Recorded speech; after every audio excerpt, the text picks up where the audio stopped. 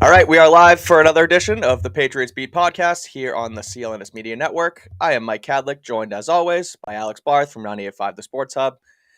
We're going to get into a Q&A here. We're going to lean it back a little bit and answer all your questions on this Patriots bye week. So please populate the chat with some of your questions, and we will get to as many as possible.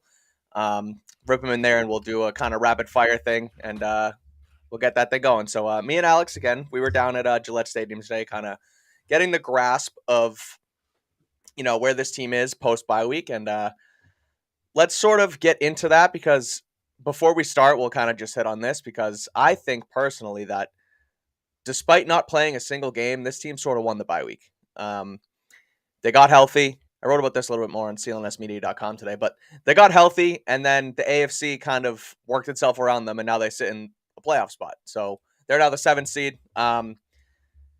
We can talk about the games here, especially in the AFC East. The Bills go down, the Dolphins keep winning, but just your thoughts on kind of where the Patriots are at, and then also, where they are post-bye. Yeah, did they win the bye week in the sense of a lot of games went the way they needed them to go? Yes. This also happened at this time last year. Remember, they were the number 1 seed at the AFC coming out of the bye week last year. So it only means as much as they can take advantage of it, right? If they go on and rip off a couple of wins here and beat the Jets and maybe take one from the Bills, then we're going to look back on this weekend and say this was massive.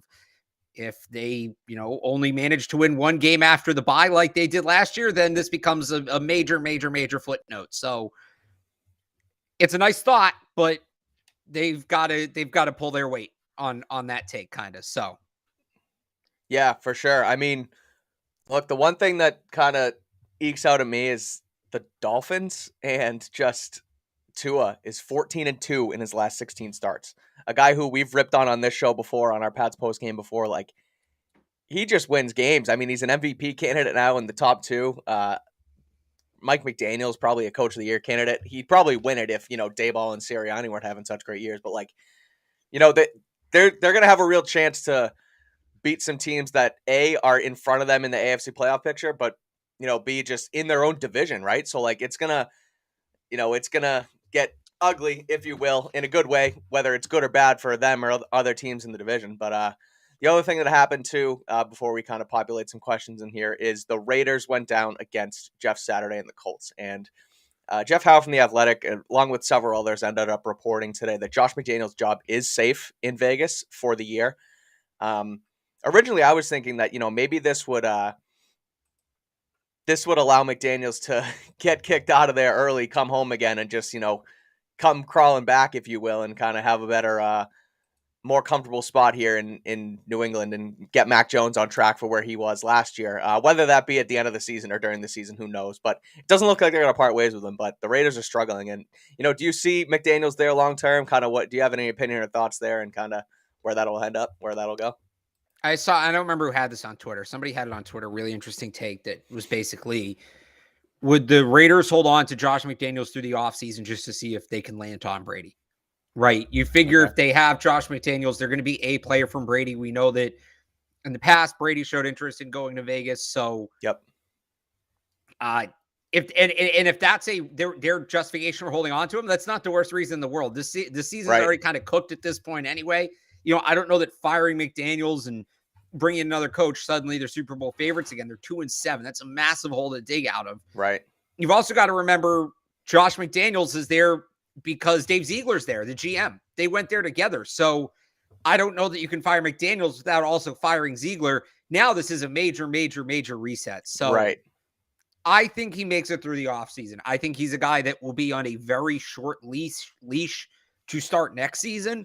But there's a couple of reasons why I think that they'll hold on to him through the season. No, if anybody's one and done, it's Nathaniel Hackett. Yeah, he is the one and done coach right now, because he's not necessarily, like, obviously the Broncos hired him, but he's not their guy. He's a coach they've hired. He's not the coach they've hired. And that thing's just been, I mean, it's been a mess. It's been a mess. They were supposed to be better than the Raiders. You bring in Russell Wilson. The other thing is the GM after that trade, the GM might be, and I can't remember the name. I know John Elway got promoted. George to Patton. It's George Patton kind of role. Thank you. George Patton makes the trade he does. the team comes out like this, both of those guys to me are the one and done candidates this year. Well, that's too, like, Josh and Ziegler are tied together. So that's a more difficult move to make, where the Nathaniel Hackett thing, it almost felt like it was a precursor to bringing Aaron Rodgers into the fold in Denver. And then that just never ended up happening. So that I feel like they have more of an easier way out to get rid of Hackett there than Vegas does with McDaniels. But let's start with the Q&A and let's bounce that off of, say McDaniels did come back here. First question is, will Mac trust McDaniels as much, even if he does come back because he left? I think those are two separate things, in my opinion. Yeah. I think he had to go take a head coaching job.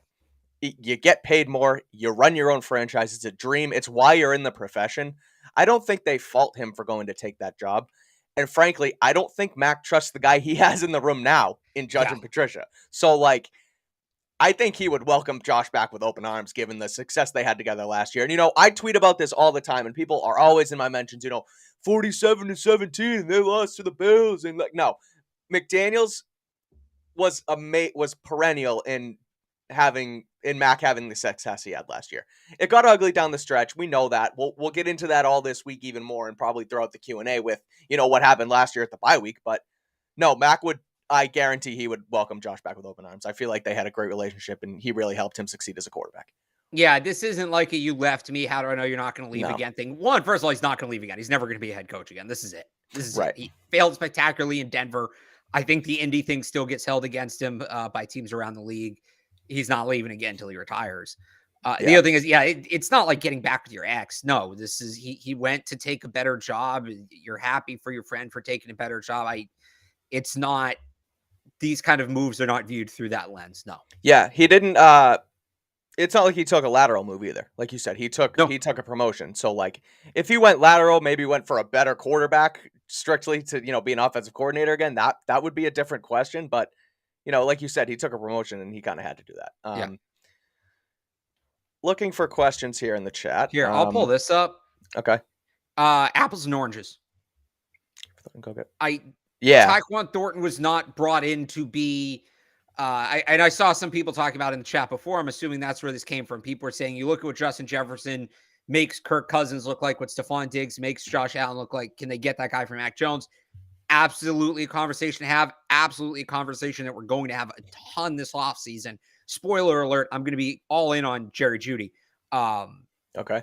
Tyquan Thornton was not drafted to be that guy. He was drafted to be Nelson Aguilar's replacement, hopefully an improvement, be the speed guy. If anybody on this team was brought in to fill this role, it was Devontae Parker. Now, I don't think Devontae Parker, and I like Devontae Parker. I like that acquisition. I never thought he was going to be that kind of player. If they expected him to have a Justin Jefferson, a Stephon Diggs, Jamar Chase type of impact, he's not that guy. He wasn't going to be that guy. Right. Not liking Thornton because he's not putting up 120 receiving yards a game. Like, that's not who he is, especially as a rookie. He was never going to be that guy as a rookie. This team's track record with rookies.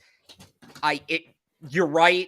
Panic and wanting a veteran superstar wide receiver like that is going to be the two things, pending something weird happening in free agency. And look, the Shaq Mason move happened last year, but pending something weird, I think 90% of what we talk about going into this offseason is going to be getting a left tackle, like a franchise left tackle, and a superstar boundary wide receiver. Those are really the two big holes. Besides that, the rest of the roster actually feels pretty solid. They got to kind of figure out what they're doing at some other spots. They could use a linebacker. They could probably use a safety. We'll see what happens with Devin McCourty, but they have depth there. They have internal options. They do need a veteran superstar wide receiver. Tyquan Thornton not being that guy, he's not even 9 games. That's not the reason career, you need to go get one. Yeah. Right. Tyquan Thornton not being that guy 5 games into his career is not a reason to write off Tyquan Thornton. I still think he has tremendous potential. Yeah. This feels like a tremendous leap to just criticize. No, I agree. Like you said, it wasn't in the cards for him either. And not only was he a rookie, and the Patriots, don't tend to throw rookies into the fold right away. He was a rookie who also missed his first 4 games. So he came into the thing unhealthy. I want to bounce off this for you because you wrote about this, some RPOs. Just if you want to bounce, if they'll try and incorporate more of this moving forward and kind of see where they'll I think they're going to try and fit Thornton in more anyway, just because of the speed. He had another week to get even healthier. But specifically on RPOs, I don't know if you had anything more on that. So here's what's encouraging, first off, with Tyquan Thornton. I just kind of talked about how they're very hesitant with rookies. And actually, I want to pull some numbers up here that are going to back me up because I want to have the exact numbers. They are hesitant with rookies, but Bill Belichick does like to say once you get to Thanksgiving, there's no rookies, right? Everybody's played enough games. The guy I'm pulling up here is Ramondre Stevenson because I want the exact numbers, but I believe last year it was around this time that his usage rate started to take off. Yeah, it was. He week 13. So a little before the bye, because the bye was later last year, but he played significantly more down the stretch. Could we see the same thing with Tyquan Thornton? And in that regard, yes, I think RPOs would be massive for this offense. I wrote extensively about this on 985thesportshub.com today. I encourage everybody to check it out. Do it. It's very much stuff. The tone of this show. One of my favorite things I've written this season. The Patriots last year, they didn't run a lot of RPOs relative to the rest of the league. They ran 52 RPOs, which was tied for the 25th most in the NFL. Now, keeping that in mind, they averaged 9.6 yards per play on the RPOs, which was the best in the league by almost 2 yards per play, like significantly the best in the league.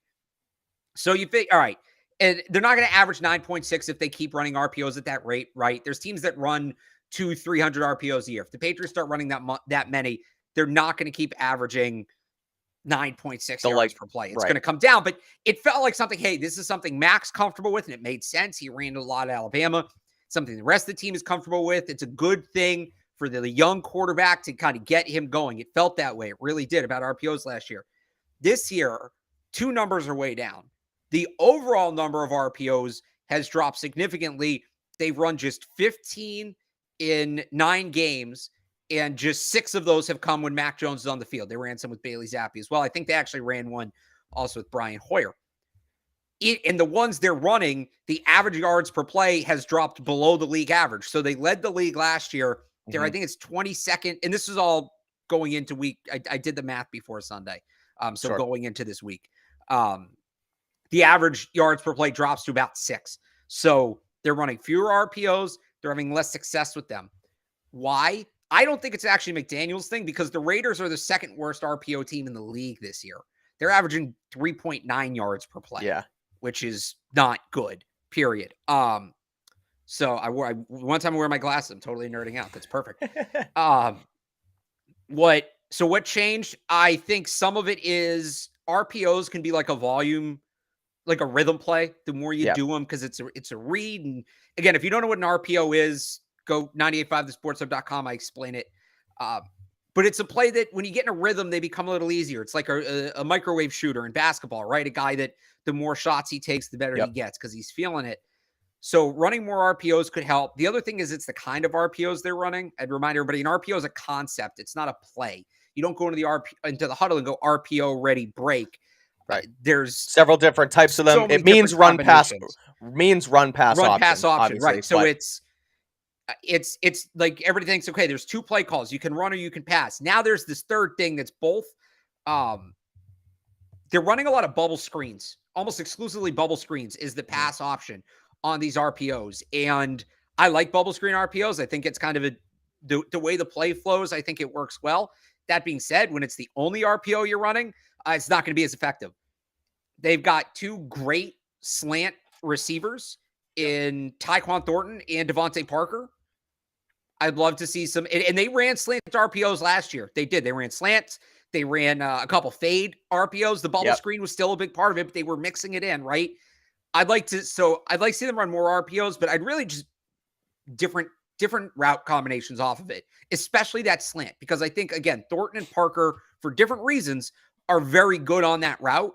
And when you incorporate that into an RPO, I think there's some chances to really move the ball there. So that's kind of my RPO spiel. And again, Tyquan Thornton fits it. I think one way or the other, we're going to see him more down the stretch here. But that's a way to really get him involved, get him in a rhythm, and get Mac in a rhythm too. And the one other thing I'd say about RPOs, the biggest issue for this offense right now, and we've talked about this ad nauseum, Mike, dump on Mac all you want.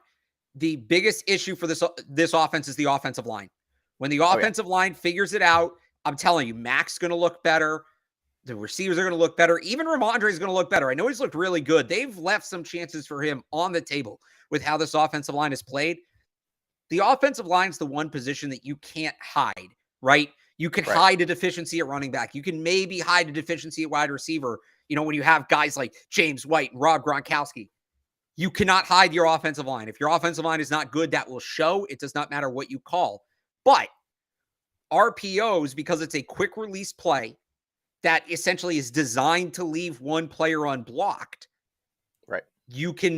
It is the best way possible to negate the negative impacts of a bad offensive line. So the running RPOs will help the offensive line out as well.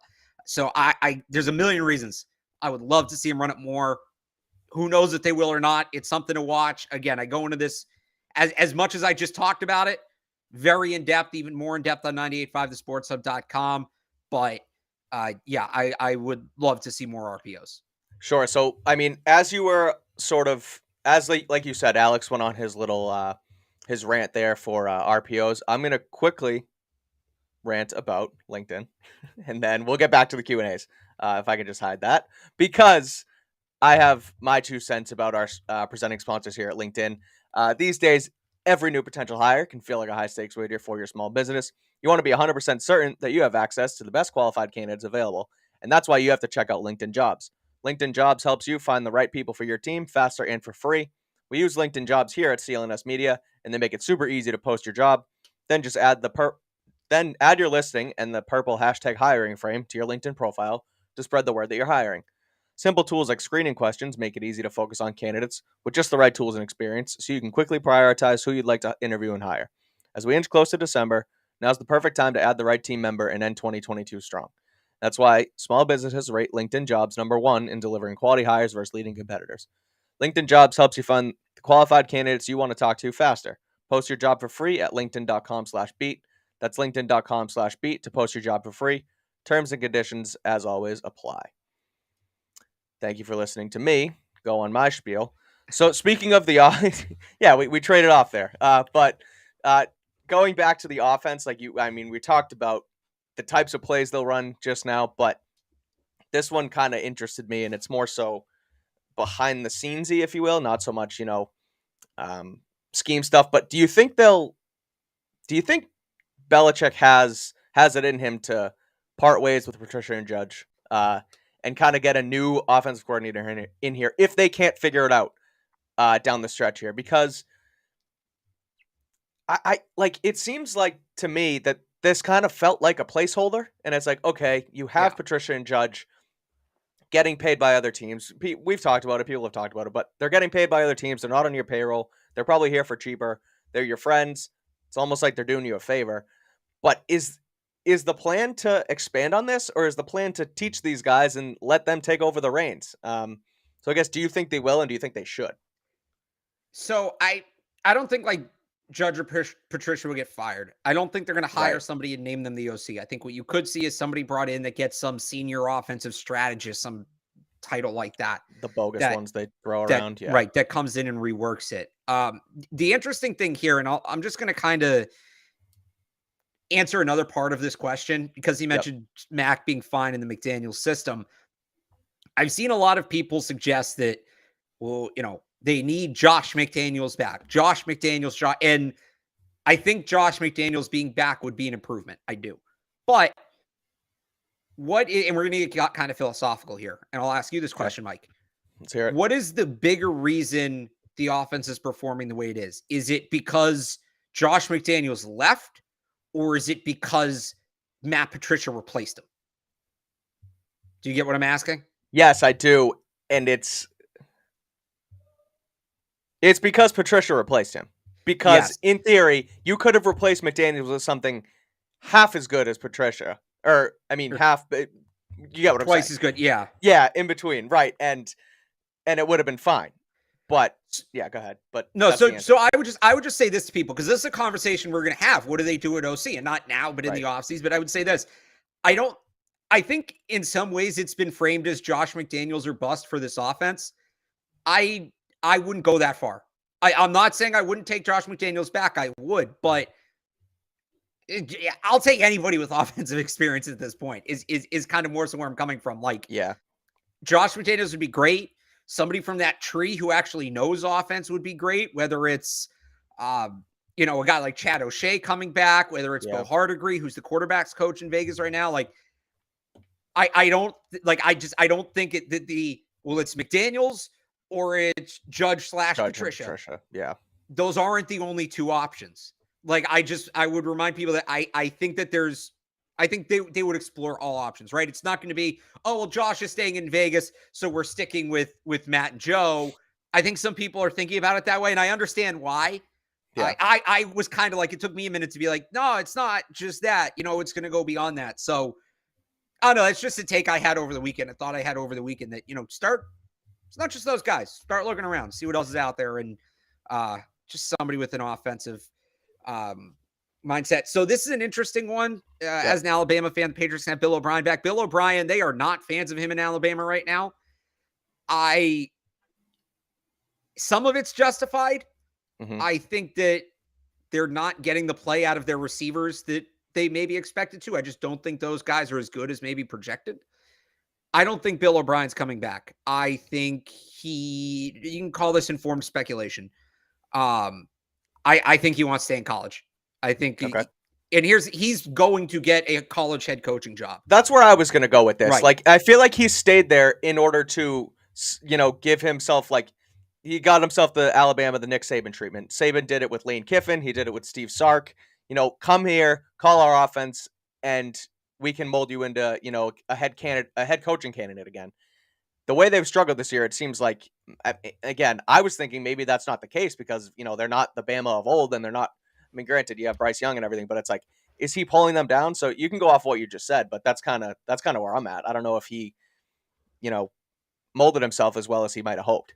He's not going to get like the Auburn job or the Wisconsin job, but I'll tell you this, the really interesting one for me with him is BC if they move on from Jeff Hafley, because informed speculation. No, this is just guessing. This is just guessing. Okay. You look at what he did at Penn State, and he took a program that by all accounts should have been dead in the water, and in no time brought them back to national prominence. Yep. Not to excuse what the school did by any means, but with the pieces he was given in the fallout, he did an excellent job. I think a program like BC that obviously is not penalized the way Penn State was penalized, but is at another sort of rock bottom where they're at. Having a guy who's not just a good coach, but knows how to rebuild a program, to start a program from scratch, essentially. I think there'd be tremendous value in BC having a guy like that. He's also a local guy. He's from Massachusetts. He has connections in the area. He's recruited in the Northeast before. If I'm BC, I'm offering him a blank check. Like, if they care at all about saving that football program, which is a completely separate conversation. We don't need to, we could maybe save for a college football minute another time, but he's going to get a head coaching job at the college level. And it's not even an indictment on the Patriots really to say that that's a better job than being the OC for the Patriots. It is. You look at, and I don't know that he's going to get Jimbo Fisher money, but Jimbo Fisher is going to get $80 million to sit on his couch for the next 10 years, right?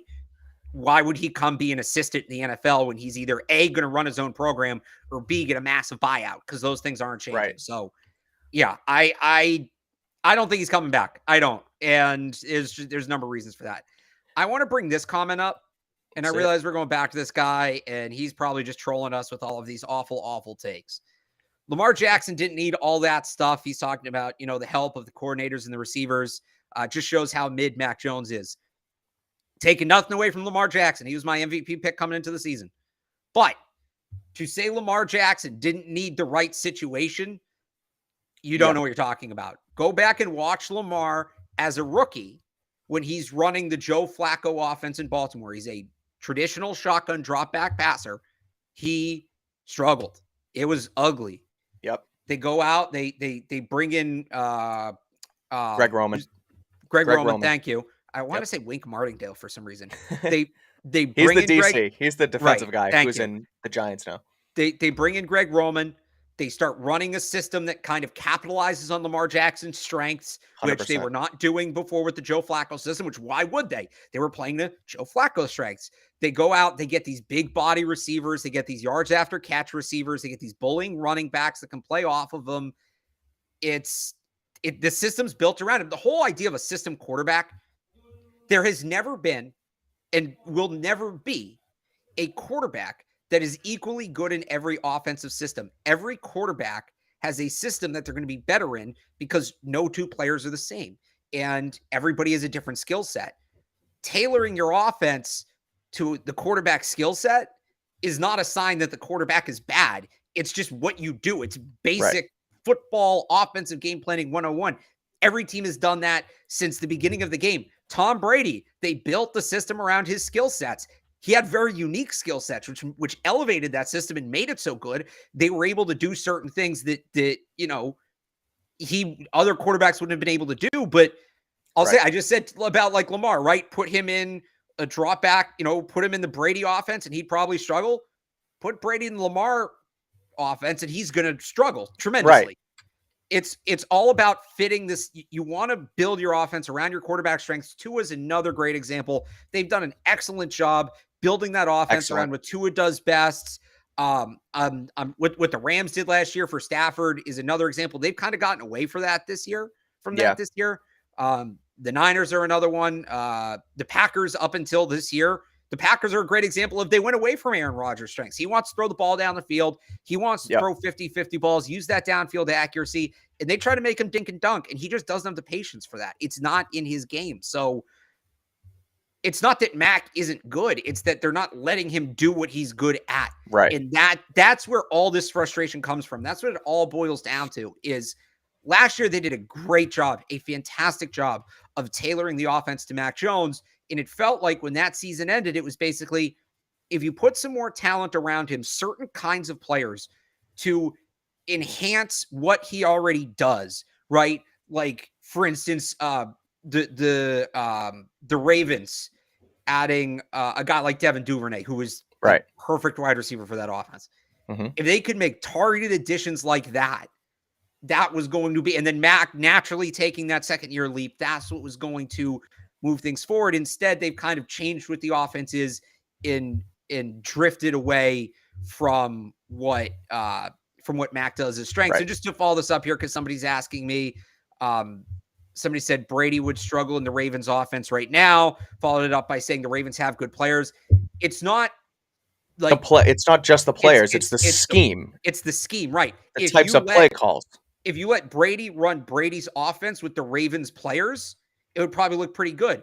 But if you're putting him out there running triple options and all these quarterback power, he can't run it. It's not to his skill set. Zone read type thing. And even to your point before, it's like the best quarterbacks in the NFL that the coaches scheme the game up around them. Like a guy like Patrick Mahomes, who has Tyreek Hill and they take deep shots with him.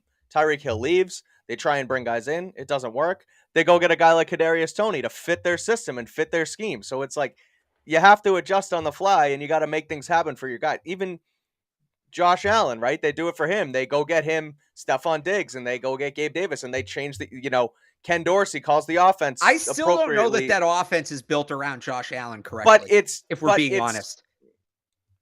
But they give him, I guess they give him toys to work with that would fit the type of offense they want to run. Right. So it's two different things. It's get the right. It's find an offensive system, an offensive scheme, tendencies that fit your quarterback, and then put good players that fit that scheme around them. They've built the offensive system for Allen is correct, but they still have a running game, and he has to run the ball too much, and he takes all these hits. Like that to me that's an example of where if they could just put together a decent running game, and I don't know what it is because they have a decent offensive line. I like their backs. I really like James Cook in the draft. Yeah, me too. They just can't run the football. Yeah, I know. If they could run the football, honestly, then Josh Allen would truly be unlocked. I don't think he's truly unlocked right now because he has to run the football all the time. He takes all these hits, and you see it. You're seeing it right now. It takes this toll. It takes this toll. Yeah, agreed. One here for you that has popped up a few times now, but I mean, let's go back to getting toys for people, right? That we'll do this one, and then I have another one too. But Brandon Ayuk in San Francisco. What do you think about his availability and if the Patriots could go get him? I mean, that's a guy who the San Francisco, they already have Debo, they have George Kittle, they bring in McCaffrey. I mean, in theory, they're going to want to keep Ayuk there because he's just another superstar who, superstar's a stretch, but that's how they put it in the comment. He's a guy who plays really good football and I think he fits their scheme well as sort of a third, fourth option there, but he could end up commanding a lot of money somewhere else. So what do you think about his fit here?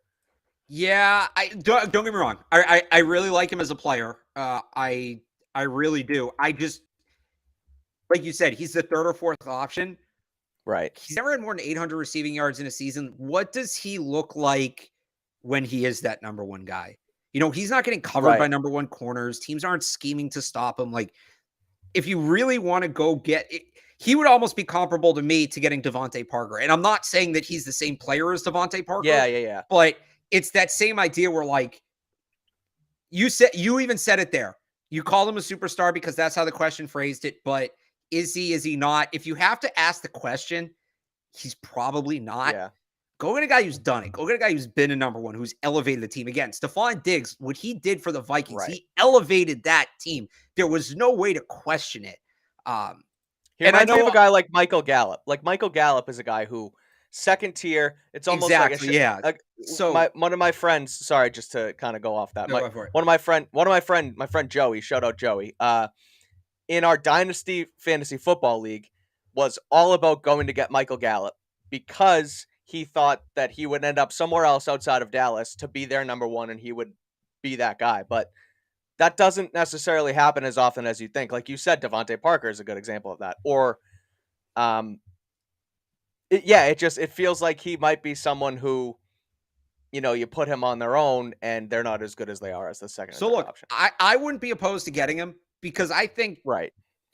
Like I said, I still think Tyquan Thornton has upside. And if they really believe in Thornton taking off and it's Thornton and Ayuk and Jacoby Myers, like, that's pretty good. That's a pretty good group, assuming Thornton develops the way we think he's going to develop. Right. But I don't know that I would sit here and say, yes, they got their equivalent of what Stephon Diggs is to Josh Allen or what Jamar Chase is to Joe Burrow. Like, I wouldn't go that far with a guy like Brandon Ayuk. Wouldn't be a bad addition at all. No. But I don't think, and I know at the beginning I said Jerry Jeudy, and people are going to say, well, Jerry Jeudy hasn't done it either. Well, Jerry Jeudy's never at a quarterback. Never. Right. And he gets hurt a lot. That's the risk with him. When he's healthy, he's a number one. I don't think there's a ton of question about it. He just can't stay healthy, which is a risk in itself. But unfortunately, like, I look at the market, I would imagine the Vikings are going to pay Jefferson. I don't see a world where they let him out the building. Jerry Jeudy's the guy then. Jerry Jeudy is the guy. And I think at a certain point, you just have to go with what the market dictates. Unless they want to get really aggressive in the draft and trade up for a guy like Jackson Smith and Jigba. Then, I keep bringing up Jamar Chase in this conversation because I think what he did for Joe Burrow is comparable to what Stephon Diggs for Josh Allen did for Josh Allen. Obviously, it's different circumstances.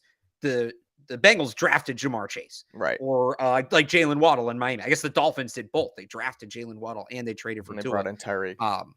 Tyreek, thank you. Yep. That would be the argument there. Would be, at that point, I think, all right, is it do you trade up for Jackson Smith and Jigba? Honestly, a guy they'd probably really like is, why can't I do names tonight? The kid from Pitt who transferred, Jordan Addison. USC, yep. Then at that point, maybe we start having that conversation, which we'll do in the offseason. All right, let's have fun. Yeah, all right. WH is the question asker. Would you rather have Mac, Brady, Rodgers, or Zappe as the quarterback next year? Brady. The answer is Brady. You take off Zappe right away. Right. He's clearly the worst one here. I'm not doing that. No offense. I love Bailey Zappe. He was great. I think he's a good backup, but I think he got exposed a little bit at the end of that Bears game. I think it's Brady. You want Brady. Then I think I would stick with Mac before I go get Aaron Rodgers. I think Aaron Rodgers is a guy who's a little bit more bought out than Brady is right now. I think Brady wants to keep playing. I think he wants to go elsewhere and try and win somewhere else. And I think that the Patriots kind of have a little bit of put it this way. If they went and got Brady, they would say, let's go win a Super Bowl. Right. Rodgers would come here and I think they'd be good. But again, he seems like a little bit more bought out. I think Brady would be the best fit to come back here and be the quarterback next year. So Brady's my pick as well. Yeah, absolutely. If you reset it, first of all, between Mac and Zappy, it's Mac. Mac still has the higher ceiling. Yep. Between Brady and Rodgers, Brady's the better quarterback. And if you're gonna move on anyway, right, and go back into that quarterback carousel, which so many people seem ready to do, which frustrates the hell out of me. Mac Jones not being a top 5 quarterback in the NFL in year 2 does not, which I think some people want him to be, does not mean that Mac Jones is not a franchise, like cannot be a, franchise caliber quarterback, a Matthew Stafford or Matt Ryan type down the road, especially when you look at the situation he's been put in. But if you really want to go back in that quarterback carousel, which again, do you really want to go down that road? Look at the Browns, look at what the Bills were for years. Look at what the Lions have been like, or not the Broncos. Lions, the Broncos were in it for a while. No, but they're the Bears. The Bears, the team I was trying to think of. The Bears were in that quarterback carousel for years and years and years. You go into that, suddenly it's 30 years later, and you've made 1 or 2 playoffs. Like you got 30 names on your jersey. Hard. We all watched The Last Dance, and the Bulls were so quick to rush into that rebuild. Because they were like, oh, well, the sooner we start this, the sooner we'll be good again. And you never know. Remember when people were pushing Tom Brady out the door because, just go and get the next guy as if it's that easy. A lot of those same people. Or they have the guy in Jimmy. A lot who was not the guy. A lot of the people who are pushing Brady out the door are now pushing Mac out the door. Clearly learned nothing. Zero, zilch. You don't want to be in that quarterback carousel at all. If there's a chance Mac is the guy, you stick with him. What we've seen so far has not disproven that Mac is the guy. He hasn't proven he is, but he has not proven he isn't either. All he's proven is that Matt Patricia doesn't know what he's doing as an offensive coordinator, and the offensive line isn't good. That's what's been proven. That being said, if you are going to hit the reset button, you might as well have a year of fun first, right? Yeah. Like if you bring Brady back, it's a short-term thing. It's maybe 2 years, probably 1, maybe 2. And then you're back in the quarterback carousel. But if you're moving on from Mac, you're going back into the quarterback carousel anyway. It's going to be 2020 all over again. And it's going to be Cam Newton and Jarrett Stidham, where the answer is really neither. That's what you're rooting for if you're pushing Mac out the door. Might as well bring Brady back for one last ride before we do that nonsense again. Last Dance 2.0, because I think that Rodgers. We'll give it its own name. We'll figure out what it is. I'm using Last Dance as a placeholder. Sure. Let's transition to defense for a second here because I have 2 answers to this. And let me add one thing real quick. No, hit it. I would take Rodgers over Mac for the same reasons. If the team wants to move on from Mac truly, Rodgers I don't think would be to the same level as Brady, but you buy time before you go back into that quarterback carousel once again. So you would rather Rodgers than Mac next year? Probably. Yeah. Okay. Interesting. Barth, noted not a Mac Jones guy. Kidding. I'm saying if the team doesn't think Mac is the guy, right. You wouldn't just go to, maybe it's Bailey Zappi. No, you bring in Aaron Rodgers, then you go back in the carousel. Yeah, I agree. Two comments on this one here. The Patriots signed Jonathan Abram, who was just released by the Raiders the other day. The Packers claimed him off waivers, I believe. And B, the Patriots safety room's fine. They don't need an additional safety in there. Maybe for the future, if this is maybe McCourty's last year, but I still think that room is fine. You have another year. Josh Bledsoe, maybe getting a little bit better. Obviously, you have Duggar and Phillips and Jabril Peppers. So I don't think a safety is much of a need. So I think that would have just kind of been a little bit of a waste on the defensive end. But, what do you think of the Raiders, I guess, blowing themselves up again with Jonathan Abram? And should the Pats take a chance if it's not the Packers? But I think it is. Yeah, I think it's Packers too. I mean, I've talked about kind of the lack of depth at safety and especially the issues covering tight ends. Jonathan Abram would be a guy that helps with that. He has struggled this year. Mm-hmm. I wouldn't necessarily call signing him a bad move, but I wouldn't say it's a move they need to make. If they miss out on him, whatever. Like I miss out is the wrong term. I don't think they'd be missing out on anything. It wouldn't be a bad move to sign him, but I don't know how much he'd be good safety depth, but it's not going to be. I don't know that it changes their overall season outlook that much if they don't sign him. Yeah. Okay. The Patriots somehow have a chance to win the division. Yeah. Barth, do you think they can? If Josh Allen's elbow is really a problem, yes. If Josh Allen gets healthy and now the Bills are pissed off, they'll show it. They'll storm down, the stretch here. If Josh Allen's really going to have trouble throwing the ball, and they got some other injuries too, by the way, like they've been beat up all year. Yeah. If Josh Allen's going to look like he did against the Vikings, where, the numbers are a little inflated because Minnesota basically let him have a walkthrough before overtime there, moving the ball down the field. If he's going to look like that and he's turning the ball over left and right, yeah, the Patriots have a shot because I think that every team has a fatal flaw. And the Patriots have the most division games left. All but one of those games are at home, right? They have 4 division games left. 3 of them are at home. Yeah, one of them's Buffalo, but the rest are all at home. I mean, if they roll through those, Cardinals should be a win. Raiders is only tricky because, that's Josh McDaniels' Super Bowl. Familiarity. At this point. You're going to get their best shot, truly. The Bengals, you don't know who's going to show up. That's been an inconsistent team. So, if they win those 4, now you're at 9 wins. Can you find 2 wins between it's the Bengals, Cardinals, Raiders, and Vikings? Can you find 2 wins in those 4 games? I don't see why not. Now you're at 11. Does 11 wins win this division? Could. I don't know that it will. Again, if Josh Allen's healthy, it won't. Right. But I said at the beginning of the season, my big prediction at the beginning of the season, when I did the season preview with Matt Dolph on 98.5, I said the first Bills game will matter. Some way, some form, like that game is going, there's going to be stakes in that game. And here we are. And it clearly matters. If the Bills are kind of, I don't want to say they're backsliding, but again, if Josh Allen's hurt, to me, it's a 4-way race. If Josh Allen's hurt, it's a 4-way race because we know the Patriots can beat the Jets. I still don't believe in the Jets just because the quarterback. I love their defense, but Zach Wilson's too much of a liability. The Dolphins, it's kind of like, are they peaking too early thing?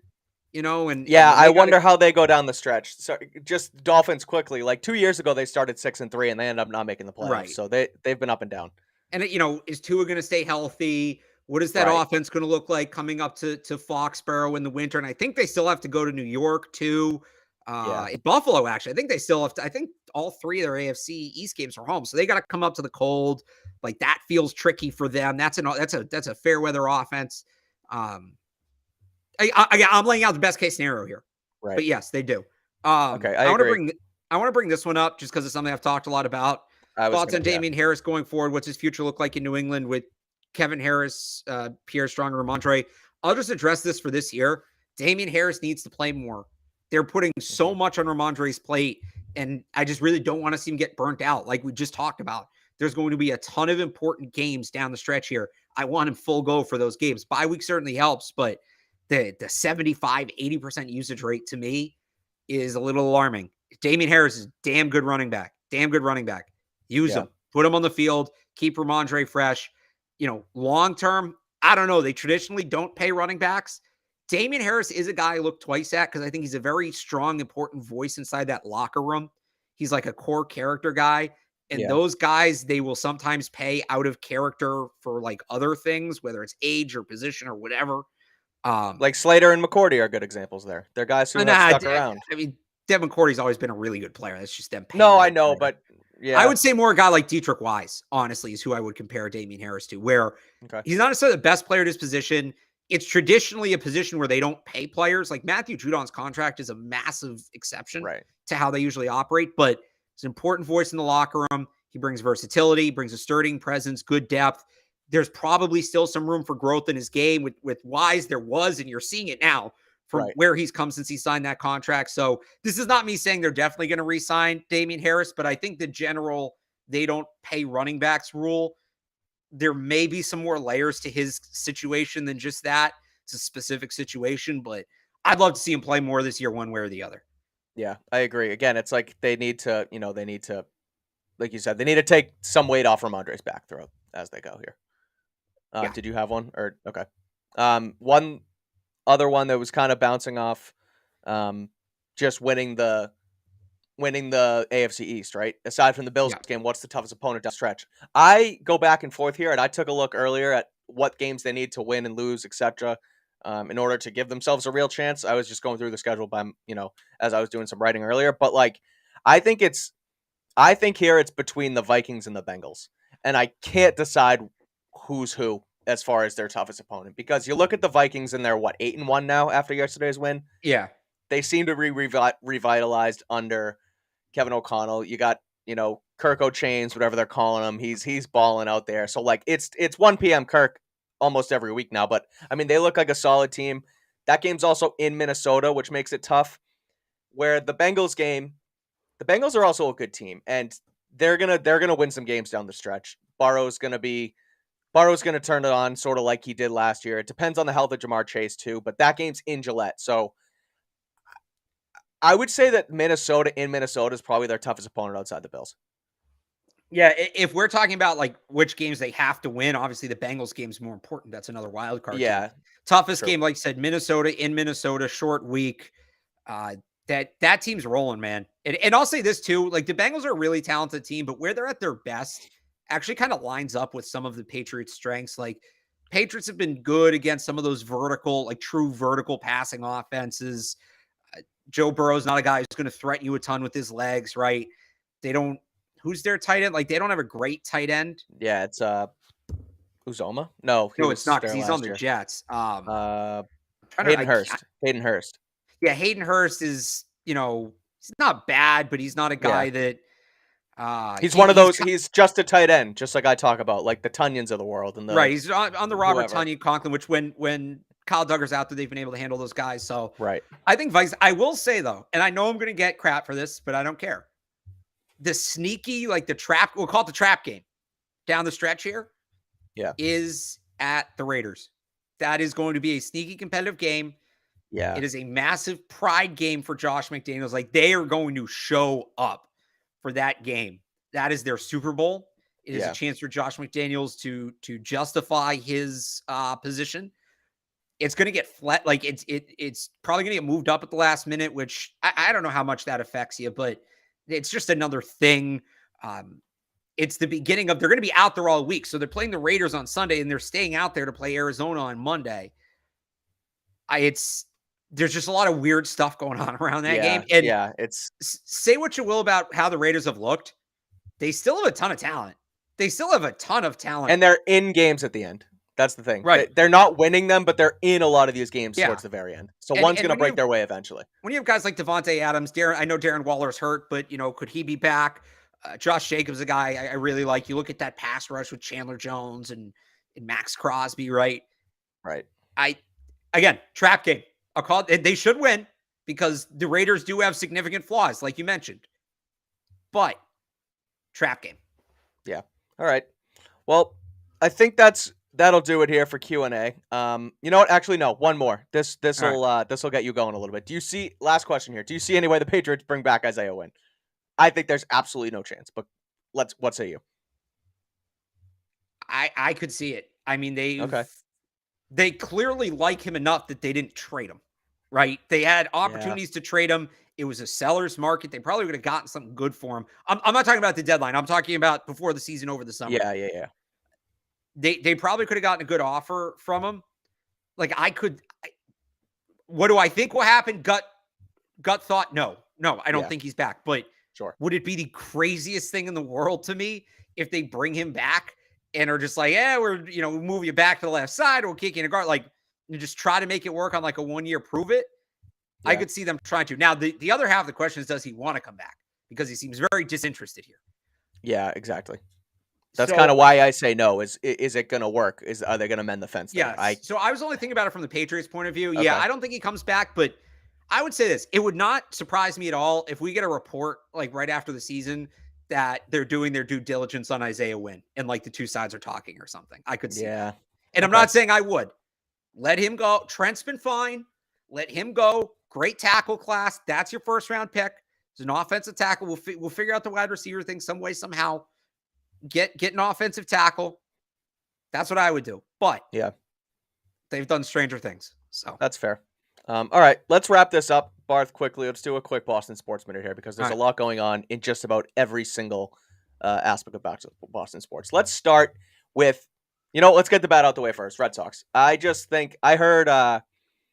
So Nate Eovaldi was given a qualifying offer, but I believe someone who's the EEI, Rob Bradford, reported that they're looking to make something happen there, whether it's a 2-year deal for $34 million. I think his qualifying offers a year for like 19. Where do you think they go with Evaldi? Personally, I think he's a guy who would be worth the 2 years at 34. It's a little bit less money. Guy who you can keep around. It's if you're gonna end up trying to maybe bring Bogarts back, but even still, you have guys like Devers, you have guys like Story. It's a team that can win now under the right circumstances. So I think Evaldi's good here for 2 more years. Like I'm fine. I'm not necessarily opposed to bringing him back. They can't bring him back and say the rotation's set. They can't. He's not a number one. He's not consistent enough. When he's on, he's a number one. He'll have a sub 3 ERA for a month, but then for the next 2 months, his ERA is around 5. So or he'll miss 10 starts. Or he'll miss 10 starts. Perfect point. I'll take him as like a 2 or 3, right? But he's not a 1. Chris Sale's not a 1. I've said this before. I'll say it a million times. Anything you get from Chris Sale is gravy. You count on 0 innings from him and you go from there. Right. Yeah. He's not a number 1. It's also been like 4 years since he's pitched. So who knows what he's going to look like. I'm not opposed to bringing back Nathan Eovaldi. But if it's Nathan Eovaldi or Carlos Rodon, right? Right. Rodon. Yeah. Rodon. If it's Nathan Eovaldi or Chris Bassett, guys who have proven they can be at the front of a rotation for a full season. Like, yeah, I know. I just love Eovaldi here. I think he's got those. He's got the. He's got stones, and that's why I'm saying I wouldn't run away from him. But this is a big time baseball market. You want to be playing in big time games. I know Eovaldi pitched all those extra innings in the World Series, and that was awesome. You need that Pedro, John Lester, 2018 Chris Sale, like that guy. To me, Eovaldi's one step below that. And there's totally room for that guy on the roster. Again, if they signed him and then brought in Rodon, hell yeah. Yeah, do it. Yeah, both. Aboard. Right. But you need that big game pitcher. And I know he gets tagged as a big game pitcher. I think he has big game moments. He certainly does. Like, yeah, he's got stones, but yeah. Who's that guy? That's the thing. Go ahead. He's not that guy that I guess he pitches well in big games. I want the guy who it's a big game when he pitches. Those are two different things, right? That's a good point. And so that's where I'm at on Eovaldi. There was one other thing in the chat I saw that I thought, I will say this though. The other guy I like, and this is maybe where you get the or with Eovaldi. I'll give Chaim Bloom, and this is probably more credit to the medical staff, but they've done a great job rehabbing guys coming off Tommy John. And it's kind of like a torn ACL in football where it's, the second year. Yeah. Did guys really get going? If he's willing to sign like a 1 or 2 year prove it deal, and they did it last year with James Paxton, he didn't even end up pitching. So I'm inclined to believe they will do this. Can't be their only signing. Again, go get me a guy like Carlos Rodon, but I would not hate them going after Noah Syndergaard. I really wouldn't. I think there's tremendous upside there.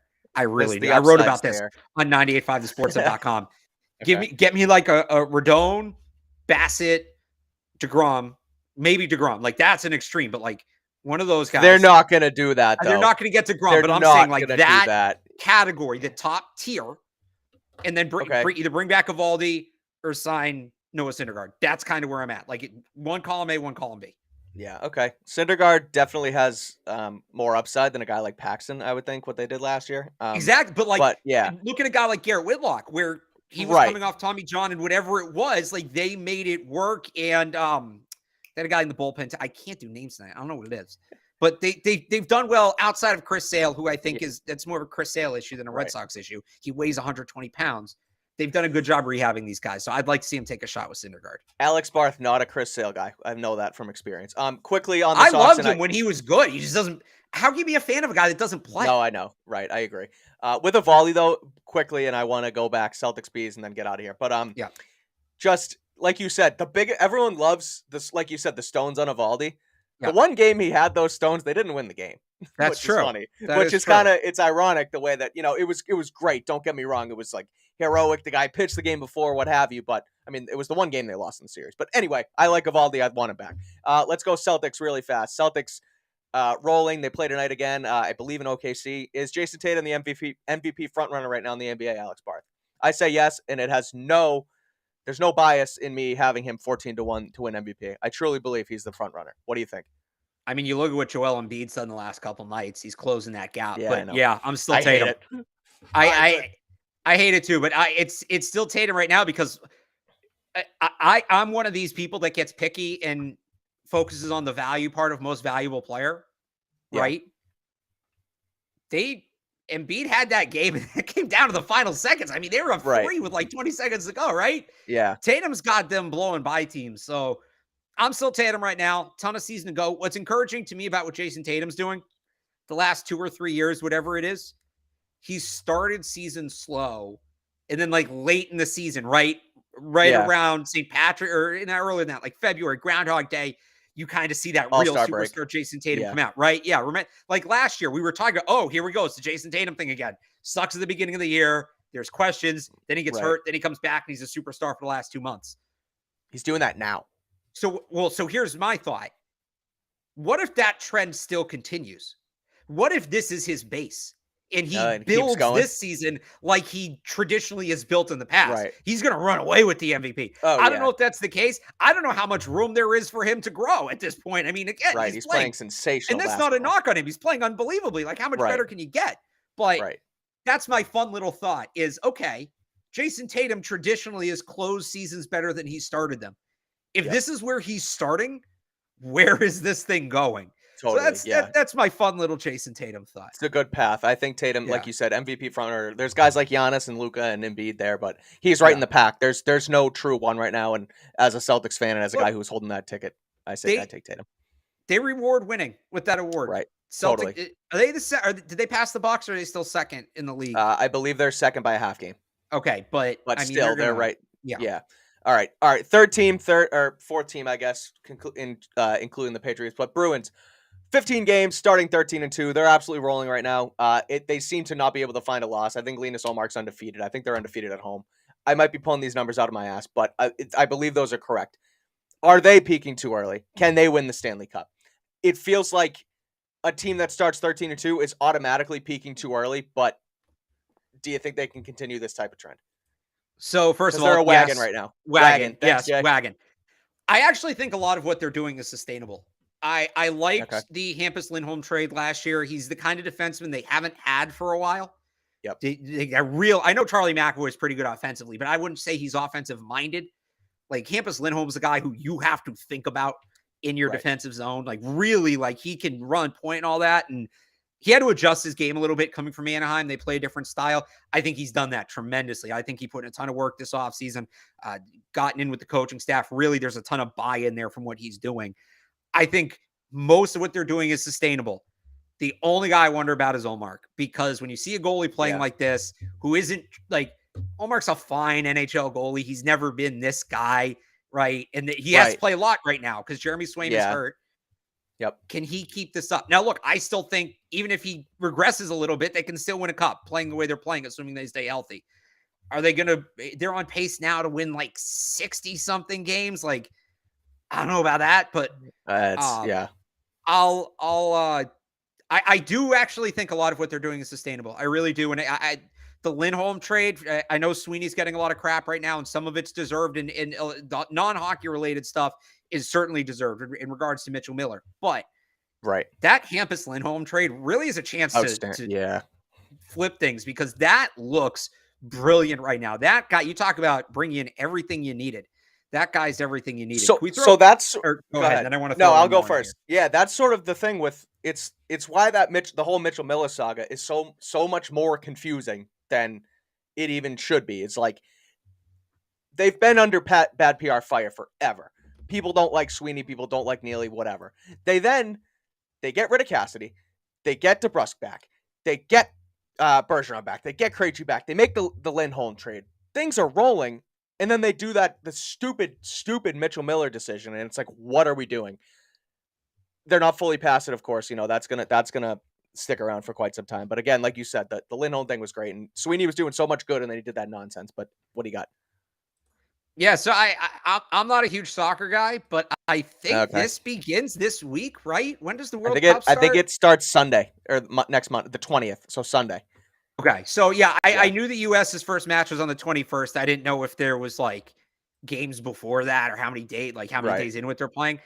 I'm really not a soccer guy. I'll admit Yeah, it. me I'm either. not.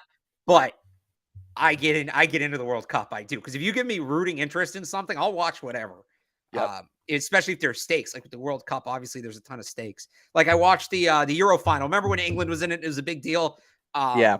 A family friend who's British, so I watched with him, and I'm all of a sudden I'm locked in. It was great. Yeah. I'm looking forward to it too. I'm actually doing some gambling content on CLNSmedia.com revolving around the World Cup, so you can check that out this week on there too. So I know Matt Turner is a goalie for the U.S. I don't know if he's the starter. I pretty much remember the last time they were in it 8 years ago. They had that crazy game against it was Portugal, right? Yeah. And Ronaldo and all of that. I'm honestly going to kind of look into the team this week now that I know it's starting next week. Yeah, and familiarize myself a little bit. Christian Pulisic.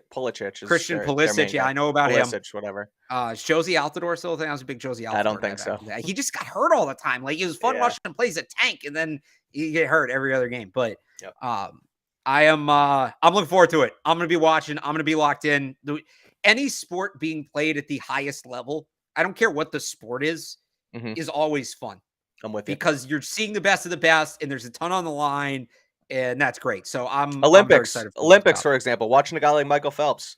Exactly. That's good stuff. Shout out Bentley Swim and Dive. My girlfriend was a swimmer there. I'm wearing a swimming hat right now. So wait, it's somebody in the chat. It's Pulisic. I thought it was Pulisic. This is Pulisic. Okay. Yeah, maybe it is. Again, I'm gonna do my research this week. Yeah, exactly. Well, that's it for our Boston Sports Minute. That's it for our Patriots Beat episode tonight. We will be back on Thursday to preview Patriots versus Jets coming up this Sunday at 1 p.m. Again, we'll do more of a deep dive offensive defense, special teams, kind of get back into our mojo there. But for now, for Alex Barth, I'm Mike Kadlick. Thanks for watching our Q&A. And again, we'll be back on Thursday, so thank you all for watching.